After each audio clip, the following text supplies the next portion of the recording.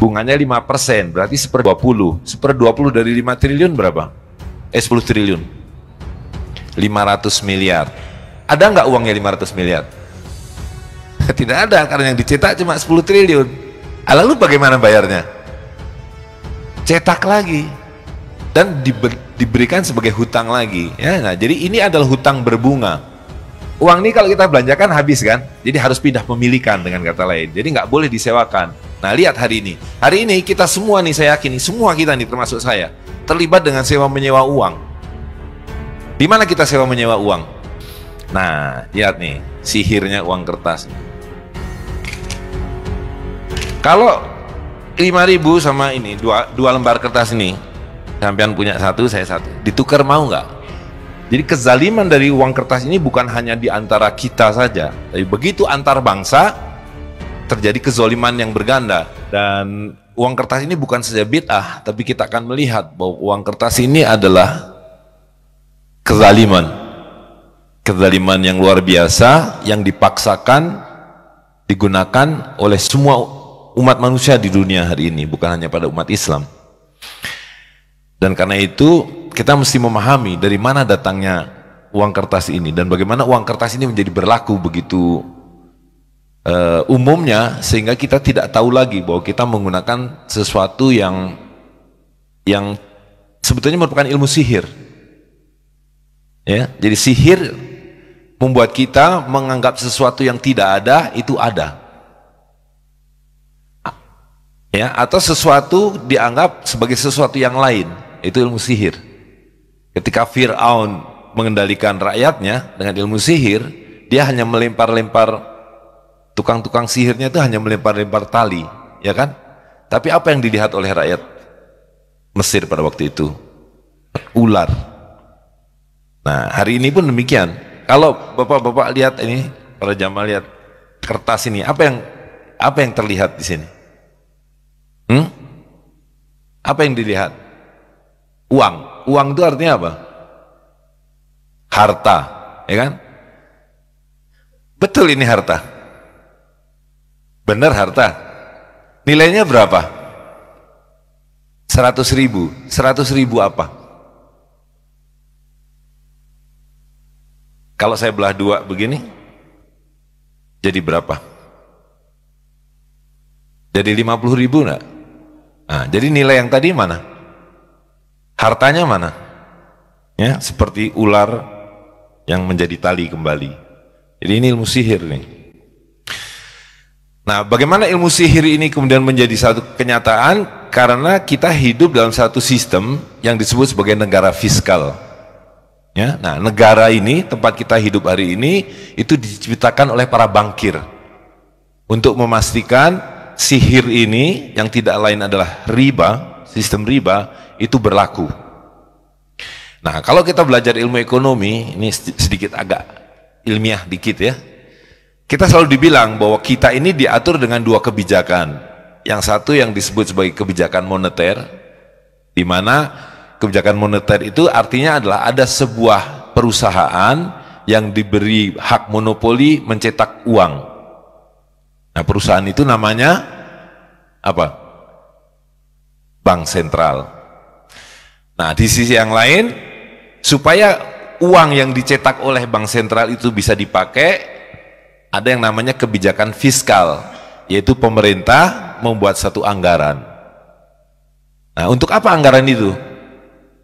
Mereka bilang, kamu kan perlu bikin jembatan, perlu bikin pasar, perlu bikin rumah sakit, perlu bikin apa saja, ya kan? Nah, dari mana uangnya? Dari mana uangnya buat bikin-bikin itu? Hutang kepada perusahaan bankir tadi itu, ya kan? Nah, di sisi yang lain, kemudian kan pertanyaannya, kalau saya berhutang untuk membangun jembatan, bangun pelabuhan, bahkan bangun macam-macam, bagaimana saya membayarnya? Gimana bayarnya? Nah, kamu punya 250 juta rakyat, pajaki rakyat kalian. Nah, itu yang disebut sebagai kebijakan fiskal. Pemerintah belanja dan memajaki rakyat untuk kemudian dipakai membayar hutang kepada bank. Nah, pemerintah sebetulnya bisa nggak nyetak duit? Bisa, kita aja bisa kan, bawa aja ke tukang sablon. sablon banyak-banyak. Tapi sistem ini dibuat bahwa pemerintah tidak boleh mencetak uang. Mencetak uangnya mesti diberikan secara monopoli kepada satu perusahaan yang disebut sebagai bank sentral. Nah, jadi lihat, kapan uang ini dicetak? Sihir ini kapan dicetak? Kapan bank sentral mencetak uang? Ya? Kapan?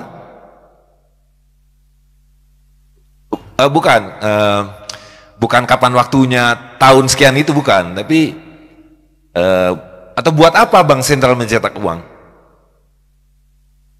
Ya? Buat apa? Bank perlu uang. Siapa yang perlu uang? Masyarakat, pemerintah kan? Nah, jadi kapan dia nyetak uang nih? Ya? Ya, kapan diperlukannya?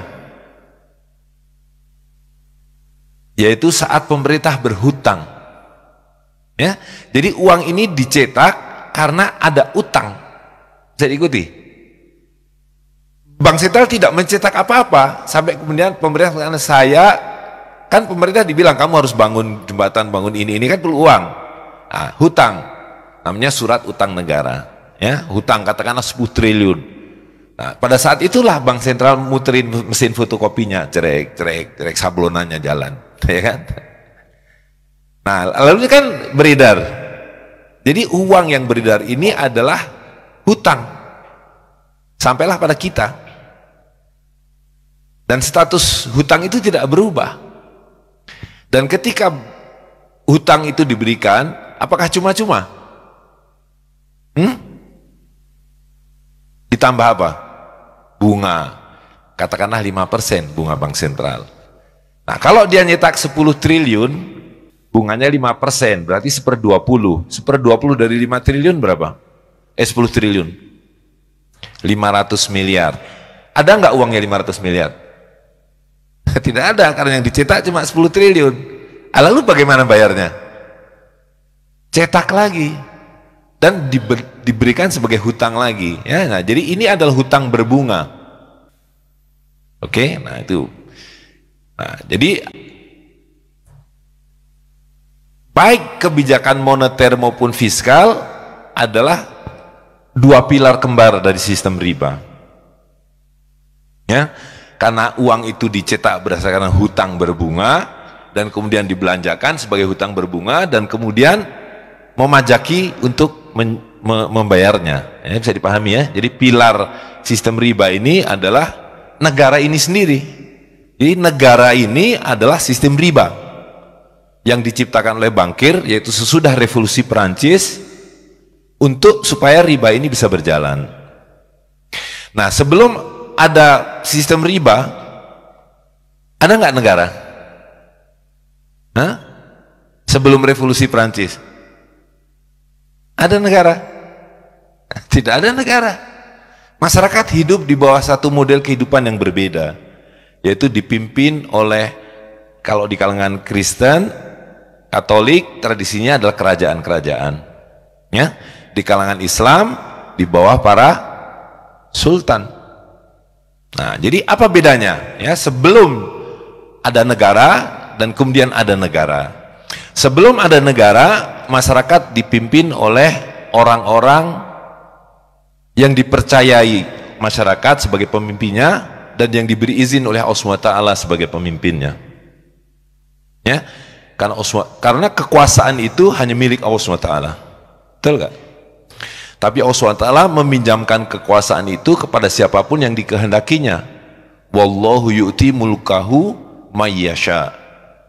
Nah, jadi sistem kehidupannya adalah masyarakat yang dipimpin oleh orang-orang yang mendapat izin dari kedua belah pihak. Izin dari Allah SWT dan izin dari rakyatnya dalam bentuk bai'ah.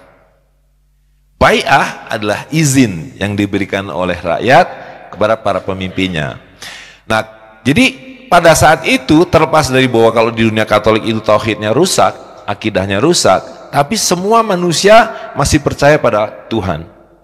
Kita percaya dan tunduk patuh dan taat kepada Allah SWT. Sebab perintahnya adalah ati'uwah wa ati'ur rasul wa ulil amri minkum. Taatilah Allah, taatilah Rasul dan para pemimpin di antaramu. Nah, di dalam model kehidupan yang dengan tauhid ini, ketika manusia masih takut pada Tuhan dan percaya pada Tuhan dan tunduk patuh pada Tuhan melalui hukum yang dijaga oleh para sultan ini, yang berlaku adalah yang disebut muamalah, di mana alat tukarnya adalah uang emas dan uang perak. Apakah itu di Eropa, di dunia non-muslim, uangnya juga emas dan perak. Namanya bisa gulden, bisa solidus, bisa florin, bisa dukat. Ya, di kalangan muslim sama semuanya namanya, dinar dan dirham. Nah, lalu dari mana datangnya uang kertas? Munculnya uang kertas, ya kan? Nah, itu adalah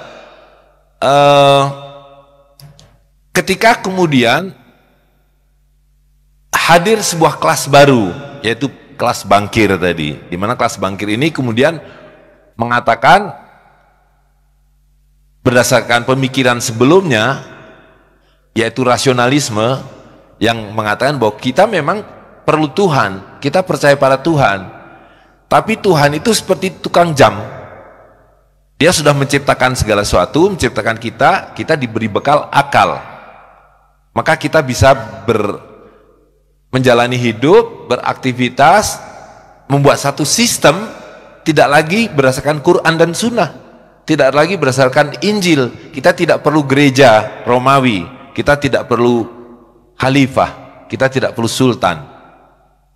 Maka dibikinlah sistem baru namanya republik, di mana kita karena tidak perlu Tuhan, tidak perlu orang yang ditunjuk Tuhan, kita bisa mengangkat pemimpin sendiri dengan cara coblos, namanya demokrasi. Nah, itulah, jadi munculnya demokrasi itu bersamaan atau didahului dengan diakhirinya model tatanan kehidupan yang didasarkan kepada tauhid, lalu sepenuhnya didasarkan kepada sekularisme, hasil pikiran manusia yang dituangkan dalam satu dokumen yang disebut konstitusi. Nah, pada saat itulah dua hal berubah, sistem politik berubah dari raja-raja dan sultan yang mendasarkan dirinya pada Quran dan Sunnah dalam hal Islam, di kalangan Kristen berdasarkan Injil dan gereja Romawi, diubah menjadi sistem politik demokrasi dengan dasar hasil nalar manusia. Nah, itu yang disebut sebagai humanisme. Nah, pada saat yang bersamaan sistem ekonominya dirubah, sistem finansialnya dari basis mata uang emas dan perak, ya, diubah menjadi kertas oleh para bankir. Nah, disitulah kemudian sistem riba berlaku. Ya, jadi apa yang saya ingin jelaskan di sini secara ringkas adalah bahwa sistem politik negara fiskal, sistem riba ini adalah dibuat oleh para bankir dengan cara mengkudeta para pemimpin fitrah, kemudian menggantinya dengan sistem politik yang baru. Lalu kita mengenal namanya ilmu ekonomi dan seterusnya. Nah, kita punya model sendiri, namanya muamalah. Kita tidak mengenal ekonomi. Jadi, yang disebut ekonomi Islam atau ekonomi syariah itu adalah pengelabuan, itu adalah kebohongan. Ya, karena model kita namanya muamalah. Nah, apa yang clear dari muamalah adalah apa yang dinyatakan oleh Allah SWT, wa halauhul bai' wa harama riba. Allah telah halalkan dagang dan haramkan riba. Kenapa Allah menegaskan ini? Karena dalam ayat yang sama sebelumnya orang-orang mengatakan innamal bai'u mithlu riba, bahwa jual beli itu sama saja dengan riba. Dan Allah SWT menegaskan tidak sama. Allah menghalalkan dagang dan mengharamkan riba. Nah, apa yang kita lakukan hari ini adalah seperti yang dinyatakan dalam Al-Quran. Kita menganggap jual beli sama riba sama saja, gitu. Sehingga kita hari ini ada melihat orang jual motor hanya dengan 500.000. Masa motor harganya 500.000? Ya kan? Nah, sisanya adalah dicicil 5 tahun, 3 tahun, tapi harga motor yang 10 juta menjadi 15 juta. Yang 15 juta menjadi 16 juta. Begitu juga beli rumah. Beli rumah cukup dengan 10 juta. Tapi 300 juta sisanya dicicil, yang tadinya kalau tunai 200 juta menjadi 350 juta. Nah itu riba, itu bukan jual beli, ya. Karena kalau kita lihat definisi jual beli itu adalah tamliku ain maliyatin, mendapatkan ain ini harta berupa aset, maliyatin dengan mal, harta yang lain. Jadi jual beli itu adalah harta ditukar dengan harta. Kalau bukan harta, tamliku manfaatin, mubahatin, dan seterusnya. Atau menukarkan harta, ain dengan manfaat. Atau kita sebut sebagai jasa. Ya, potong rumput, potong rambut, laundry, itu jasa. Nah, kalau bukan itu, maka riba. Gitu. Nah, jadi itulah hal yang paling pokok yang perlu kita pahami. Bahwa Allah SWT mengharamkan riba dan menghalalkan perdagangan, ya. Nah, karena itu menjadi penting bagi kita untuk mengetahui riba itu apa. Nah, riba itu adalah tambahan yang haram. Karena tambahan itu ada yang halal, ada yang haram. Nah, tambahan itu sendiri ada dua. Tambahan nilai yang disebut sebagai riba al-fadl.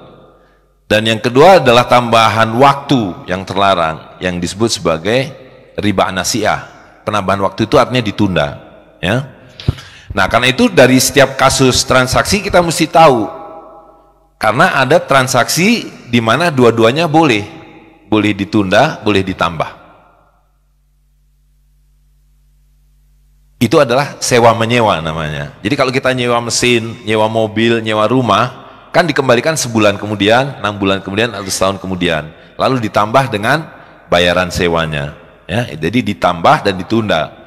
Tapi tidak semua benda boleh disewakan, gitu. Karena kalau sewa menyewa itu kan tidak pindah pemilikan. Ada benda-benda yang begitu ditransaksikan harus pindah pemilikan, karena sekali dipakai habis. Contohnya apa? Satu barang yang kalau dipakai habis. Makanan, ya. Jadi makanan itu begitu dimakan habis, kan itu nggak bisa disewakan, haram. Selain makanan, apa? Agak keras dikit, ya. ATK, ya itu habis dipakai juga. Apalagi sesuatu yang kalau kita pakai habis. Bensin, terus jenis makanan juga, makanan motor maksudnya. Terus iya sama uang ini kalau kita belanjakan habis kan, jadi harus pindah pemilikan dengan kata lain, jadi nggak boleh disewakan. Nah, lihat hari ini kita semua nih, saya yakin semua kita nih termasuk saya terlibat dengan sewa menyewa uang. Di mana kita sewa menyewa uang? Di bank. Begitu kita naruh uang di bank, uang kita ini disewa sama bank, dibayar 5% setahun, betul nggak? Nah, sama bank uang ini disewakan lagi pada orang-orang yang mau beli rumah nggak punya duit, lu sewa sama gua, bunganya 15%, ya kan? Nah, itu haram. Nah, yang kedua adalah yang boleh ditunda tapi tidak boleh ditambah, yaitu utang piutang. Jadi kalau utang 1 liter beras kembali besok, kembali seminggu, kembali setahun kemudian, itu boleh ditunda. Tapi pinjam 1 liter kembali 1 liter, kembali utang 1 juta kembali 1 juta. Nah, kalau kita ngutang di bank itu pinjam 100 juta, mau nggak dia kembali 100 juta? Nah, ya kan? Nah, jadi itu riba. Nah, yang ketiga adalah yang sebaliknya, boleh ditambah, tidak boleh ditunda. Beli 1000 dijual 1500, kan ditambah supaya dapat untung.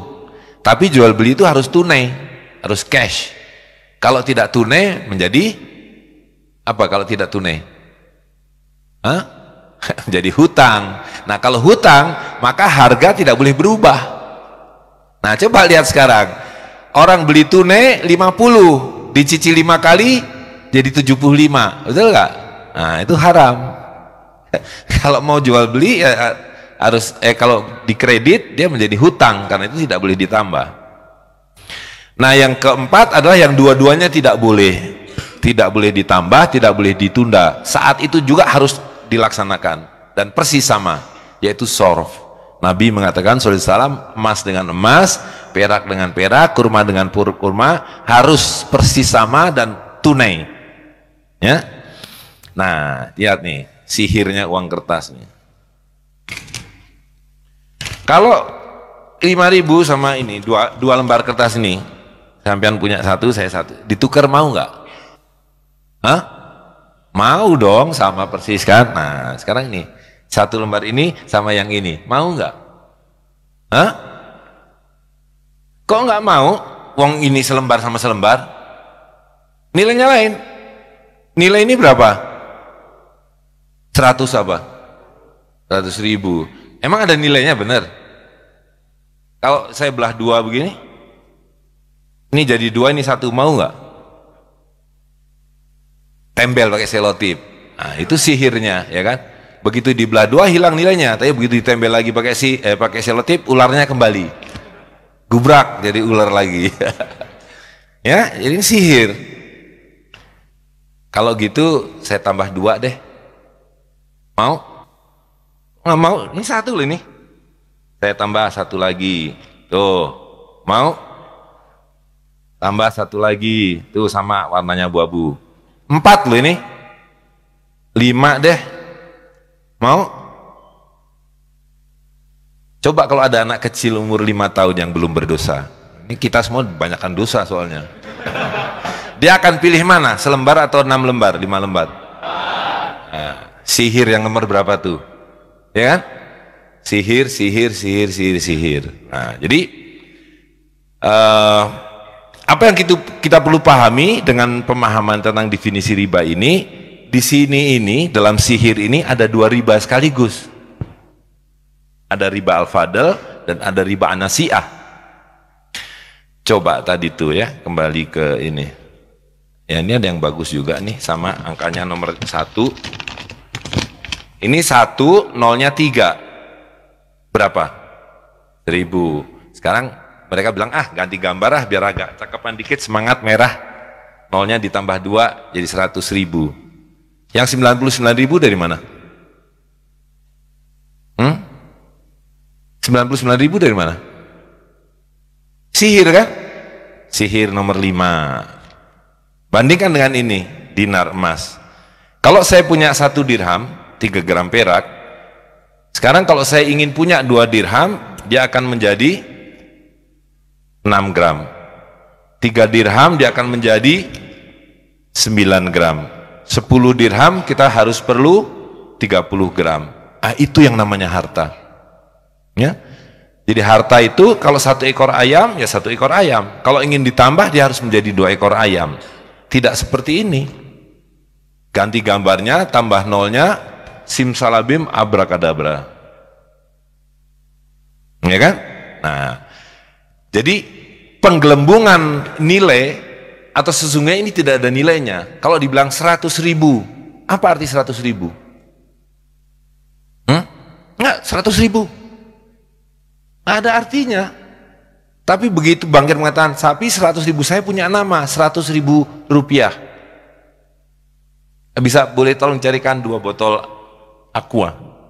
Panitianya mana? Yang persis sama. Di meja itu ada tadi. Nggak ada panitianya ya? Nggak apa-apa, nggak ada tuan rumahnya. Ya, nah jadi penggelembungan angka ini adalah riba al-fadl. Ya, tidak ada nilainya, dibilang ada nilainya dan bisa digelembungkan. Nah, yang kedua, tadi pertama kali saya sudah tanyakan, datangnya uang ini dari mana? Nah, terima kasih. Datangnya dari mana tadi? Dari bank sentral dengan status sebagai hutang. Nah, jadi kalau kita membayar dengan uang ini tadi, tamliku ain maliatin, itu yang disebut tunai. Saya membayar dengan sekeping emas, saya dapat seekor kambing. Harta ditukar harta tunai. Nah, membayar dengan ini tidak tunai. Karena kita membayar dengan hutang. Dan status hukum ini sebagai hutang tidak berubah. Kalau kita lihat neraca bank sentral, uang beredar itu dalam posisi sebagai liability. Dan kalau ditanya, ini apa Pak Bankir? Oh, ini hutang saya pada kamu. Hutang apa? Hutang 100.000 rupiah. Rupiah itu apa? Nah, menurut Undang-Undang tahun 45 yang disebut rupiah adalah setiap 10 rupiah sama dengan 5 gram emas. Pernah dengar? Ada yang pernah tahu? Jadi dulu waktu Indonesia merdeka lalu mencetak uang, itu ada undang-undang yang menyebutkan bahwa setiap 10 rupiah sama dengan 5 gram emas. Nah, jadi kalau 1 gram emas 2 rupiah, 100.000 rupiah ini berapa gram emas? 100.000 dibagi 2. 50 kilo emas. Inilah hutang mereka pada siapapun yang memegang ini. Nah, sekarang kalau kita kembalikan, ini saya kembalikan kwitansinya, dain kalau dalam bahasa fikihnya, mana ain saya yang 50 kilo emas itu? Apa dia akan bilang? Gilapen kalau kata orang Jawa, ya kan? Utang saya angka itu. Nah, ya kan? Jadi ini adalah hutang yang dikhianati, yang oleh Allah SWT sudah disebutkan dalam Al-Quran. Wa min ahlil kitab biman intak manhu bi kintarin yu'addihi ilaika. Ya, di kalangan ahli kitab itu, kalau kamu titipi 1 kintal emas, dia akan kembalikan padamu. Wa minhum, tapi ada di antara mereka, ini yang disebut kelas bankir ini. Man intak manhu bi dinarin, kalau kamu titipi 1 dinar saja, la yu'addihi ilaika. Tidak akan pernah mereka kembalikan kepada kalian. Kecuali kamu tagih. Ya. Kenapa begitu? Mereka mengatakan laisa alaina fil ummiyina sabilun. Kalau kami ahli kitab ini enggak ada tanggung jawab dan amanah yang harus kami penuhi kepada ghaib. Allah SWT menyatakan mereka berbohong. Mereka berdusta karena amanah itu harus ditunaikan kepada siapapun. Nah, Imam Qurtubi mengatakan bahwa ayat ini memberikan hukum kepada kita, haram hukumnya kita menitipkan amanah kepada ahli kitab, kecuali mereka di bawah daulah Islam. Nah, tapi yang saya ingin tunjukkan adalah bahwa realitas dari apa yang disampaikan Allah SWT dalam Al-Quran itu adalah ketika dikhianatinya janji itu, bahwa dulu setiap mereka mencetak uang kertas ini dijanjikan ada emas yang mendukungnya dan harus dikembalikan. Jadi dulu tertulis di situ bahwa ini adalah janji hutang, sekian emas yang harus dikembalikan kepada pemiliknya kalau dia minta. Nah, buktinya hari ini adalah bahwa sistem moneter yang berlaku hanyalah uang kertas. Hanya kertas saja, gitu. Dan kertas ini pun sudah semakin sedikit karena mereka sudah ubah sekarang menjadi pulsa elektrik. Betul nggak? Berapa banyak kita bertransaksi secara tunai dengan kertas dibandingkan dengan elektrik? Oke, nah sekarang coba. Jadi beberapa hal sudah kita pahami tentang uang kertas. Uang kertas adalah sihir, uang kertas adalah riba. Ya. Nah, sebagai sesuatu yang tidak ada nilainya dan bahkan itu riba, maka dia tidak bisa memenuhi rukun jual beli. Karena rukun jual beli itu 3. 1, antarodi minkum, redok sama redok. Nah, uang kertas ini tidak redok sama redok. Kalau kita bawa ke Singapura, bisa nggak kita pakai buat belanja? Nggak bisa. Mereka bilang, yuk di sini mesti belanja pakai kertas saya. Tapi kertas saya 10.000 kali lipat dari kertas saudara. Ya kan? Kalau dibawa ke Amerika, kertas saya 14.000 kali kertas saudara. Jadi itu tidak redok sama redok. Nah, yang kedua, tidak yad dan biyadin, tidak cash and carry, karena ini adalah hutang dan hutang ini berbunga. Kalau mau tunai, kembalikan surat hutang ini, ambil ainnya, baru dibayarkan. Nah, dulu itu begitu. Dalam Islam, dalam syariat, ini yang disebut sebagai ain, ini disebut sebagai dain. Nah, dain ini boleh hanya sebagai bukti titipan. yang kemudian juga bisa disebut sebagai sukuk atau voucher ya. Nah, ketika ini dipakai buat bayar-bayar itu haram, harus dikembalikan dulu, diambil ainnya baru dipakai bayar. Ini baru tunai namanya ya. Nah, yang ketiga adalah mesti mislan bimislin. Nilainya sama yang dipertukarkan, yang disebut thaman. Jadi kalau seekor ayam itu senilai dengan 3 kg beras, nah itulah yang harus dipertukarkan. Seekor ayam dengan 3 kg beras. Nah kalau ini, ayam harus dipelihara 7 bulan, ya kan? Terus ditukar dengan ini, berapa ayammu? 100.000. Nah, 100.000 apa rupiah? Sihir kan? Oke, berikan. Nah kalau ayam itu dicincang-cincang jadi gulai, masih ada harganya, ya nggak? Nah kalau ini dicincang-cincang, masih ada harganya? Nggak ada. Jadi tidak ada mislan bimislin, tidak ada samannya, tidak ada nilainya, ya. Nah, jadi tidak bisa memenuhi jual beli. Nah, saya ingin tunjukkan lagi kezalimannya ya. Lihat, ketika kita mentaati perintah Allah SWT dan Rasulullah SAW, transaksi itu pasti adil. Ini ada 2 botol. Kalau ini orang tukar, mau nggak sebotol dengan sebotol? Mau. Dan adil nggak? Adil. Sekarang ini botol punya orang Singapura nih. Ini punya kita nih orang Geger Kalong sini. Pak Singapura, saya mau tukar air sampean 1 botol dengan 1 botol. Mau nggak dia? Mau. Tidak ada alasan tidak mau. Dan adil kan? Begitu juga orang Amerika, dia ke Amerika. Mister Amerika, saya mau tukar 1 botol dengan 1 botol. Mau nggak? Mau dan adil kan? Nah, para bankir mengatakan, you nggak bisa berjual beli begitu. You mesti pakai kertas yang saya ciptakan. Kalau kamu tidak pakai ini, kamu saya penjara. Betul nggak? Nah, coba lihat sekarang. Harga di Bandung berapa nih? Nah, katakanlah 5.000 lah, biar gampang contohnya kan, 5.000. Sekarang kita bawa 5.000 nih ke Singapura. Pak Singapura, saya beli dong sebotol ini dengan 5.000 rupiah. Nggak mau dia. Di sini harganya $2. Kita dipaksa membayar 20.000. Jadi ketika kita datang ke Singapura, kita menjadi 4 kali lebih miskin. Dan orang Singapura datang ke sini, dia bawa $2, koin doang tuh $2. Saya mau dong beli air minum saudara. Ini $2 nih, kalau dirupiahkan 20.000, saya minta 4 dong. Kita kasih 4 gak? Kita kasih 4. Jadi kezaliman dari uang kertas ini bukan hanya di antara kita saja, tapi begitu antar bangsa, terjadi kezaliman yang berganda. Orang Amerika pengen minta kayu dari Indonesia, berapa harga kayu kau? Ya kan? Di $100.000, dia tinggal ketik dalam HP-nya, $100.000, ting, kita sibuk nebang kayu. Dia perlu kayu lagi, berapa lagi? $200.000, dia tinggal ngetik lagi, $200.000, ting, kita tebang lagi sak Kalimantan. Emas kita diambil, boksit kita diambil, seluruh kekayaan kita diambil hanya dengan pulsa elektrik. Hanya karena kita disihir, mempercayai bahwa nama elektriknya dolar Amerika dan nilainya 14.000 kali lipat dari rupiah. Ya kan? Nah, jadi itulah kezalimannya. Nah, jadi lihat, kalau ingin kita perdalam lagi, asal muasal uang kertas ini datangnya adalah dari yang kemudian menjadi bankir.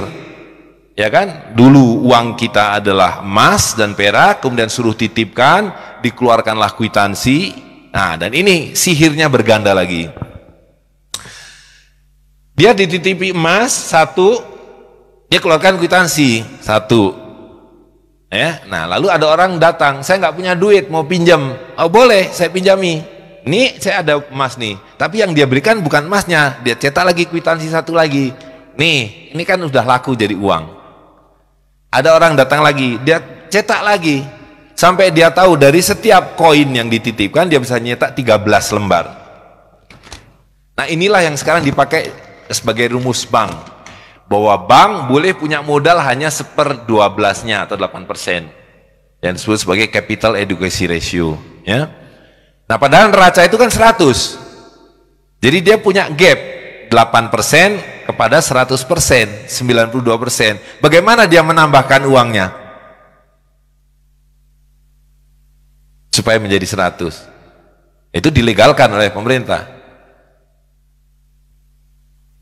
Dengan cara tadi, ada orang datang mau pinjam kan, dia cetak uang gitu. Nah jadi lihat, kalau kita yang punya uang 100.000 dipinjam orang, masih ada nggak uangnya?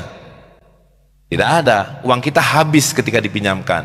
Nah kalau bank, setiap ada orang pinjam sama dia, uangnya nambah, bukan habis seperti kita.